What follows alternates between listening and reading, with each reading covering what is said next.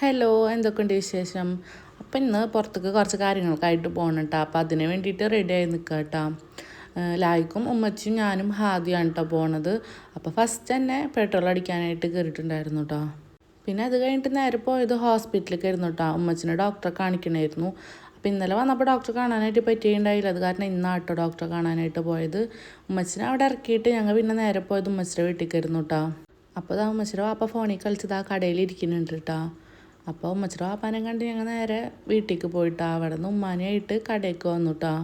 ലായ്ക്കിനാണെങ്കിൽ ഇങ്ങോട്ട് വരാൻ നല്ല ഇഷ്ടമാണ്.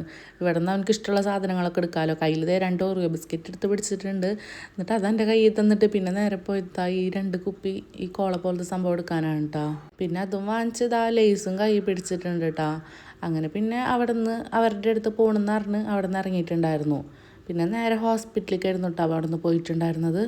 എന്തായാലും ഉമ്മച്ചിനെ കഴിഞ്ഞില്ല എന്നൊന്നും അറിയില്ല. എന്നാലും ഞങ്ങൾ ഹോസ്പിറ്റലിൽ പോയി ഞാനങ്ങോട്ട് നടന്ന് ചെന്നപ്പോഴേക്കും ഉമ്മച്ചി നടന്ന് വരുന്നുണ്ടായിരുന്നു കേട്ടോ. ഡോക്ടറെ കണ്ട് കഴിഞ്ഞെന്ന് പറഞ്ഞിട്ട് അങ്ങനെ നേരെ മരുന്ന് വാങ്ങിക്കാനായിട്ട് കൊടുത്ത് ആ മരുന്ന് വാങ്ങിക്കുന്ന സമയം കൊണ്ട് ഞങ്ങൾ അപ്പുറത്തുള്ള കടയിൽ കയറിയിട്ട് എന്തെങ്കിലും വെള്ളം കുടിക്കാമെന്ന് വിചാരിച്ചു കേട്ടോ.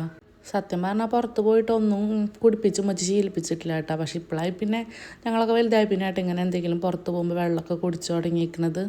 ലായ്ക്കിനൊരു ഐസ്ക്രീം ആയിരുന്നിട്ടോ വാങ്ങിച്ചു കൊടുത്തിട്ടുണ്ടായിരുന്നത്. അങ്ങനെ പിന്നെ ഞങ്ങൾ വെള്ളമൊക്കെ കുടിച്ച് നേരെ അവിടെ നിന്ന് ബാങ്കിലേക്ക് ആയിരുന്നിട്ടോ പോയിട്ടുണ്ടായിരുന്നത്. അങ്ങനെ ബാങ്കിലത്തെ കാര്യങ്ങളൊക്കെ കഴിഞ്ഞിരിക്കുമ്പോൾ വാവച്ചയുടെ സ്കൂളിൽ നിന്ന് വിളിക്കണേ അവനക്ക് വയ്യാന്ന് പറഞ്ഞിട്ട്. പിന്നെ നേരെ അവനെടുക്കാനായിട്ട് സ്കൂളിൽ വന്നു കേട്ടോ. പിന്നെ അത് കഴിഞ്ഞിട്ട് ഞങ്ങൾ നേരെ വീട്ടിൽ പോയി. അപ്പോൾ അത്രേ ഉള്ളൂ, ബായ്.